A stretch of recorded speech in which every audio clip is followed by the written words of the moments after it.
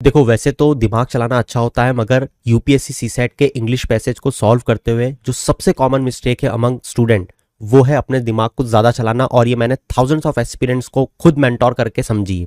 मैं आपको एक एग्जांपल के थ्रू समझाता हूँ। मान लो कि एक इंग्लिश पैसेज आया जहाँ पे डेवलप्ड और डेवलपिंग कंट्री के बीच में कंपैरिजन बताया हुआ है कि कैसे developed country better agriculture practices को अपना पा रही हैं, जबकि डेवलपिंग कंट्री नहीं अपना पा रही हैं, जो कि हम सब जानते हैं। मगर उस पैसेज में कहीं भी ये नहीं बताया गया है कि डेवलप्ड कंट्री में फूड कम वेस्ट होता है और डेवलपिंग कंट्री में फूड ज्यादा वेस्ट होता है, जबकि ये भी एक फैक्ट है। हम जानते हैं कि डेवलप्ड कंट्री में फूड कम वेस्ट होता है, डेवलपिंग में ज्यादा होता है, मगर पैसेज में ये बात नहीं बताई गई है।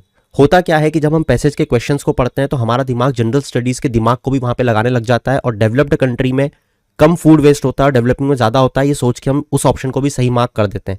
इस चीज़ से हमें बचना है। इसका बेस्ट तरीका है कि जब आप आंसर मार्क कर रहे हो, बार बार अपने पैसेज को माइंड में रिवाइज करो, देखो कि उसमें बात कही गई है या नहीं।